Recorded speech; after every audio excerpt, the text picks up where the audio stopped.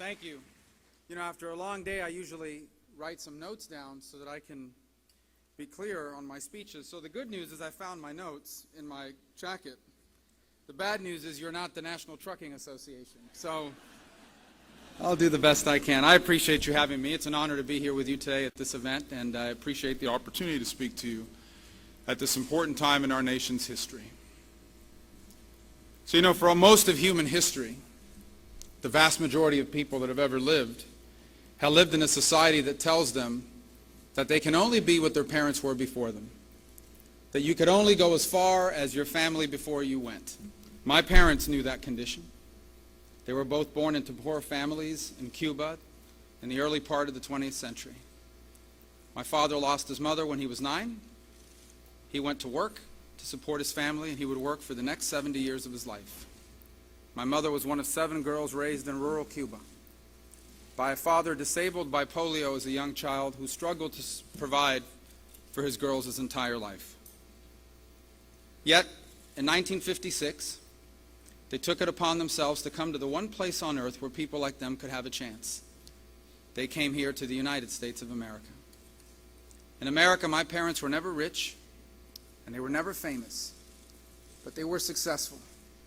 Because just a generation removed from that despair, working as a bartender and a maid, my parents achieved what came to be known as the American dream. A dream that has never been about how much money you make, how famous you become, or how many things you own. It's about achieving happiness and about leaving your children better off than yourself. Why were my parents able to achieve this?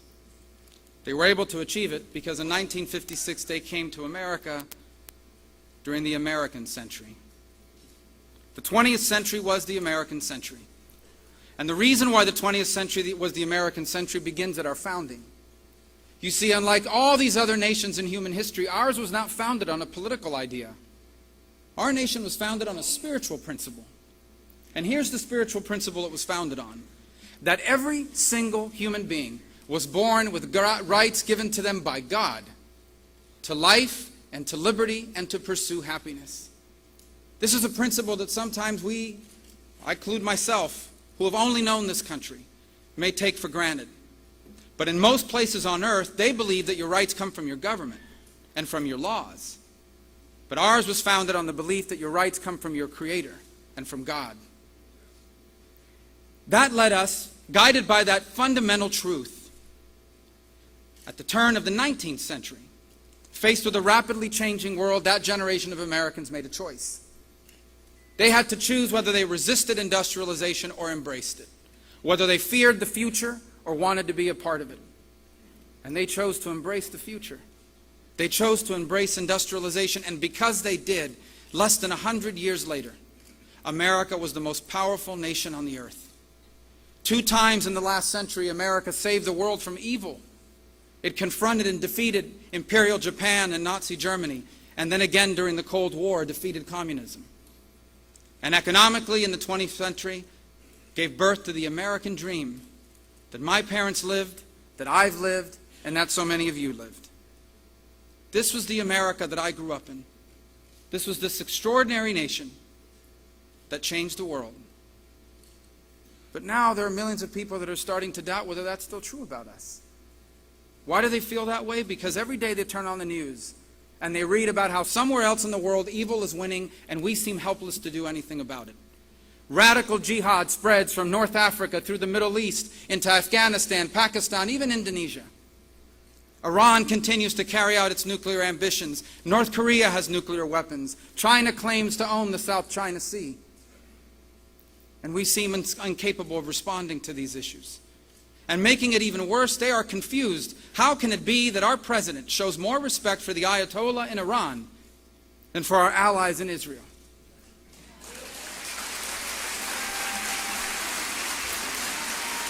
And at home, and here at home, people have doubts too. Why? Because they are working as hard as they ever have, but now they're living paycheck to paycheck. One unexpected expense away from disaster. Or maybe they're a young student who went to school and they got a degree. Now they owe a bunch of money in loans, but they have a degree that doesn't lead to a job. Or maybe they're trying to start a small business, but they can't because they are buried under mountains of regulation and taxes. The result is extraordinary uncertainty that's now overcome our country. And the question is, how can this be happening? How can this be happening to this most extraordinary place? This nation without parallel or equal in all of human history? And the answer is, we have the wrong people running it.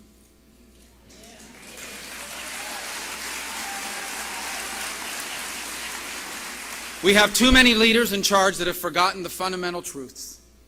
The fundamental truths that government is no replacement for the family, or for our churches, or for our homes. That laws are no replacement for our values.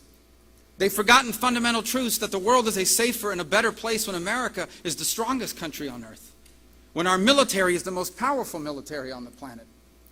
But we also have leaders who have economic policies trapped in yesterday, who do not realize that this 21st century economy is dramatically different from the one we leave behind, and it has displaced a lot of people. And the result is the stagnation that now faces our country. But I'm here tonight to tell you there's good news. The good news is that despite these many challenges, I believe with all my heart, I really do, that our nation is on the verge of another American century. That I believe the 21st century will be even better than the 20th century if we do a few simple but important things. It begins by turning the page on these leaders that are trapped in yesterday. By turning the page on these people that have forgotten not just our fundamental truths, but the reality that while America has always been proud of its history, we have always been about the future. And applying the truths of our founding to the challenges of our time to do two things. The first is to reinvigorate our economy. And to do that, we must understand how different this economy is from the economy we leave behind. Today, we are engaged in a global competition with dozens of countries. And we are holding ourselves back because of tax policies and regulations and a national debt that hamstrings our ability to grow. That is why we need tax reform and regulatory reform and energy reforms, so that once again we can become the most attractive place on earth to invest and innovate. And if we do this, Americans will do what they have always done. They will create millions of better paying jobs. Not just new jobs, better paying jobs. Adjusting to the 21st century also means accepting that automation and technology have changed the nature of work. In this new economy, machines have replaced the jobs that people once did. The good news is that this new economy is creating new jobs that pay more than the ones it's replaced. But we have too many people that do not have the skills needed for those jobs. That's why we need to graduate more people from high school ready to go to work as welders and plumbers and electricians and airplane mechanics. These are good jobs with good pay, and we should not be stigmatizing them.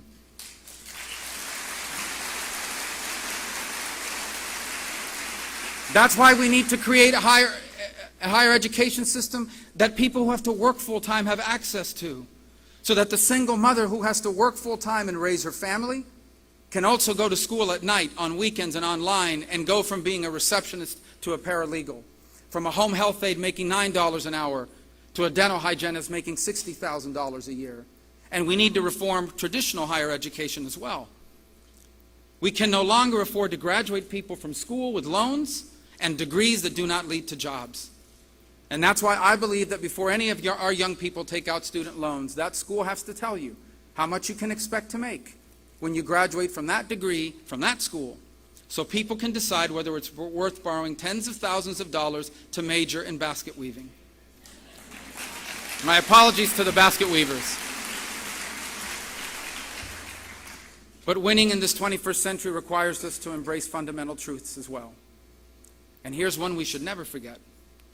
You cannot have a strong country without strong people. And you cannot have strong people without strong values. The thing is, no one is born with strong values. Values have to be taught to you. They are taught to you in the most basic cell of society, the family. And they have to be reinforced by the voluntary groups and churches in our community that help parents raise their children. The social and economic well-being of our people are inextricably linked.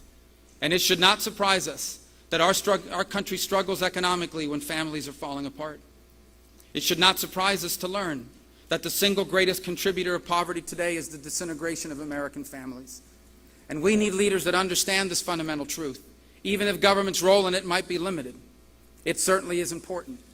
We should never have any policies that stand in the way of families. We should never have any policies that stand in the way of marriage. And in this whole debate about the definition of marriage, I remind everyone that marriage as an institution existed before even government itself. That the institution of marriage as one man and one woman existed before our laws existed.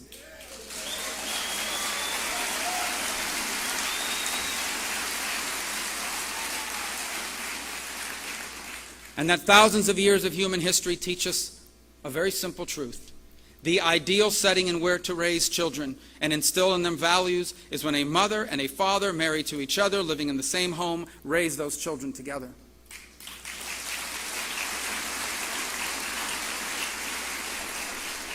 These fundamental truths also require us to accept that the world needs a strong America. That only America is capable of rallying the people of the world to take collective action to face down evil. And there has always been evil, but never in so many places, in so many different ways. Radical Islam, Iran's hegemonic ambitions, China's illegitimate territorial claims, Vladimir Putin's efforts to relitigate the end of the Cold War. All of these things require strong American leadership, which we cannot exert as long as we eviscerate military spending, which is what we are doing now. We are placing our nation at a dangerous position, unable not just to respond to the threats of today, but the growing threats of tomorrow. We are the only nation that is not modernizing its nuclear weapons. We are the only nation that is not building the aircraft, the long-range bombers, the additional aircraft carriers, the nuclear submarines that we need for our national defense. And we will pay a heavy price for this. Every single time this nation has done this, it has had to come back and reverse it, and it costs more money, and it is more dangerous. And we cannot be a strong country if we are ambivalent about our allies and we are accommodating to our enemies. Because our allies are watching. And our allies are watching. And you know what they say to themselves?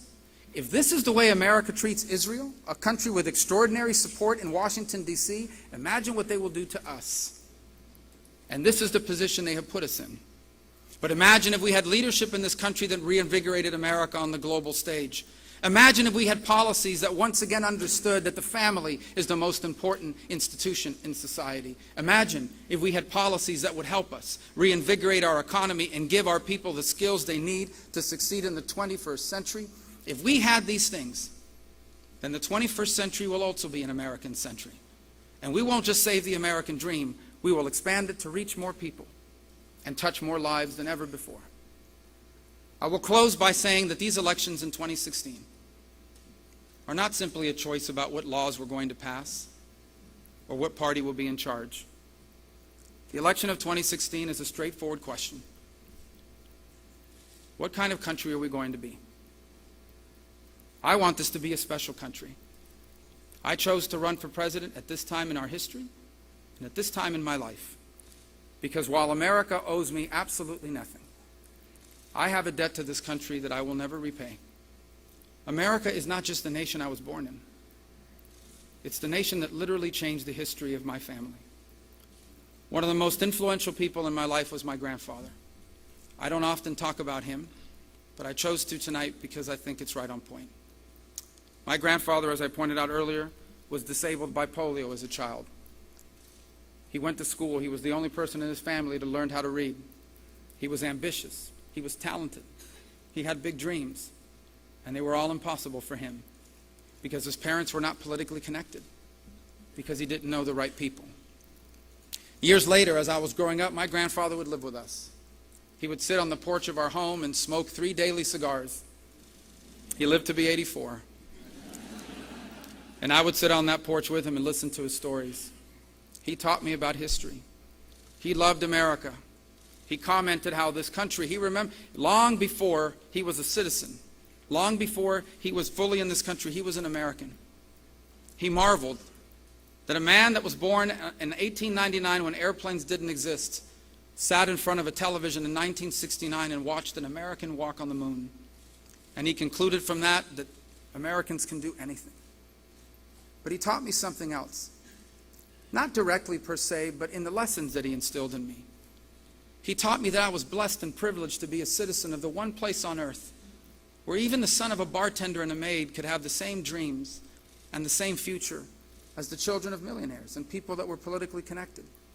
He wanted me to believe that anything that I wanted in life would be possible, that all the things that were never possible for him would be possible for me, because I was a citizen of a special place. On nights like tonight, I recall how proud he would be if he was here tonight. I remember the last day of his life because I rode with him to the hospital. And I held his hand as he slipped away. And I know that he couldn't respond, but he could hear me when I promised him. What I said at the time in Spanish was, I promise you that I will study. It was a big deal to him. But what I really meant, and what he really meant, is he wanted me not to waste the opportunities I had that he never did. Because he understood how special opportunity I had, and in the back of his mind, I'm sure he wondered what he could have become had he had the opportunity to grow up in this exceptional nation. And the reason why I say that to you tonight is because that's the country I think we owe those who follow us to inherit. This is the country that those of us inherited. We have a special obligation to leave that sort of nation behind for those that will follow. And whether America remains special or not will not be determined by how many rich people we have. Every country has rich people. Whether America remains special or not will be determined by whether people can do for their children what your parents did for you and what my parents did for me. I believe that it is this generation's calling, not just to restore the promise of America, but to expand it, to reach more people than it has ever reached before. And I have no doubt in my mind that we will. For Americans have always been about a better future. That is who we still are. We've had bad presidents before. We've had bad governments before. But we have always overcome, and we will again. This generation will turn the page, and we will do for our children what our parents did for us. Leave for them the single greatest nation in the history of all mankind. Thank you for the opportunity to speak to you. I appreciate it. Thank you.